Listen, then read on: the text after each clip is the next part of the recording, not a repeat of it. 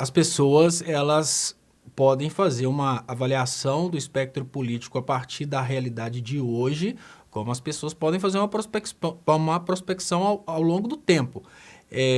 Eu não consigo ver uma pesquisa de hoje apontando a realidade de 2022. E a gente falava a mesma coisa a respeito do Bolsonaro, né, nesse mesmo tempo, né, um ano antes das eleições de 2018, a gente falava, qualquer um ganha do Bolsonaro. O Bolsonaro é o cara ideal para o segundo turno. Então, eu não acho que... Eu não duvido que eles estejam armando dessa forma, tá, Horta? O que significa que eles podem estar tomando as atitudes exatamente por causa disso. Tudo esteja acontecendo por causa disso. Mas o que eu penso é... As pesquisas de hoje, elas têm muito mais a finalidade de tranquilizar, por exemplo, as instituições no sentido de tomarem decisões contra o Bolsonaro. Por exemplo, o STF vai acovardar ou o STF vai ter coragem de tomar uma decisão contra o Bolsonaro? Pô, o cara tem 23% de aprovação, vamos sapecar, não precisa ter dó. Aquele depoente, será que ele vai ter medo? A CPI, será que pode acontecer? Será que pode começar o processo de impeachment? Eu acho que as pesquisas de hoje demonstram isso. Nós não temos ainda a confirmação se o Bolsonaro vai ser candidato em 2022, porque se estamos lutando pela queda do Bolsonaro, mas ao mesmo tempo estamos considerando a possibilidade do Bolsonaro ser candidato em 2022, a gente está entrando em contradição. Não faz nenhum sentido. Peraí, nós temos a plena convicção de que o Bolsonaro vai cair, mas ao mesmo tempo nós estamos lendo pesquisas que mostram o Bolsonaro como candidato em 2022. A gente tem que escolher um lado ou outro. Ou a gente acredita que ele vai cair, e se a gente acredita que ele vai cair, nenhuma dessas pesquisas revelam absolutamente nada, ou a gente acredita nesse ponto que você trouxe que faz muito sentido, que eles vão manter o Bolsonaro sangrando exatamente porque o Bolsonaro cair significa levantar um oponente muito mais poderoso que o Bolsonaro. Se a gente parte para essa ideia de que o Bolsonaro sangrando até 2022 é mais conveniente, porque lá ele vai ser derrotado por qualquer um, a gente desconsidera o fato de que nós temos, depois teve uma pesquisa que foi, não sei se foi piada, mas uma pesquisa que mostrou que o Brasil é o país que tem a segunda população mais imbecil do mundo. A gente está desconsiderando o cara que foi eleito através do kit gay da mamadeira de piroca, e o cara que consegue colocar pessoas nas ruas ao contestar, por exemplo, urnas eletrônicas. Então, não podemos subestimar, primeiro, a possibilidade de que se o Bolsonaro for candidato em 2022, ele pode ser reeleito. Não podemos subestimar isso.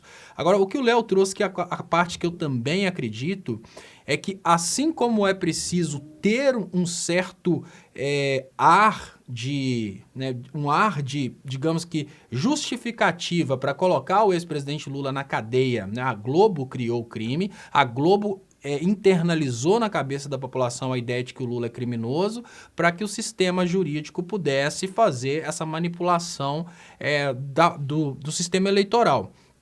Para que exista essa possibilidade, é preciso existir um clima. O clima naquela época que foi criado desde 2014 até o momento em que o Lula foi preso, era o clima que o PT era o partido mais corrupto do mundo. Hoje a percepção social, ela virou. O clima que tem é que o PT e o Lula são esses capazes de tirar o Brasil dessa grande crise que existe hoje. Então, para as autoridades tomarem uma decisão, o Fux é uma coisa diferente. Em Fux we trust, nós estamos falando de uma exceção. Fux e o Barroso são uma exceção de mau caratismo dentro do STF que não devem ser consideradas. Agora, para a gente imaginar a instituição colegiada, em maioria, tomar uma decisão contra uma vontade do povo, neste momento em que o povo está com menos vergonha de brigar por causa dessa vontade, é uma coisa um pouco mais difícil, apesar de não ser improvável. Eles vão precisar de outro lawfare para derrubar o nome do Lula, para depois desse lawfare considerar a possibilidade de tirar o Lula das eleições. Por mais que toda aberração jurídica seja possível num país onde a Constituição foi abandonada em 2016, estamos vivendo uma guerra de todos contra todos e as normas jurídicas elas são somente matéria-prima para que os juízes endossem suas decisões, um pouquinho de percepção popular de que foi feita justiça é necessário. Nesse momento nós temos o povo apontando aí um apreço ao ex-presidente Lula e uma rejeição ao Bolsonaro. Retirar o Lula das eleições pode significar, ainda que a intenção seja emplacar a terceira via, retirar o Lula das eleições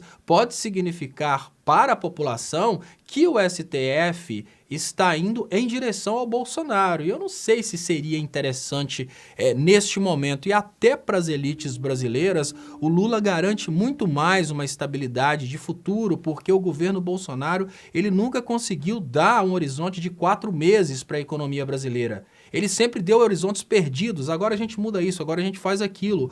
E eu gosto de brincar que, olha, uma coisa é o dono da van gostar do ex-presidente Lula, o dono da van pode ter nojo da cara do ex-presidente Lula, mas ao ser eleito o ex-presidente Lula, o dono da van vai investir, porque ele sabe que vai ter dinheiro na mão dos consumidores.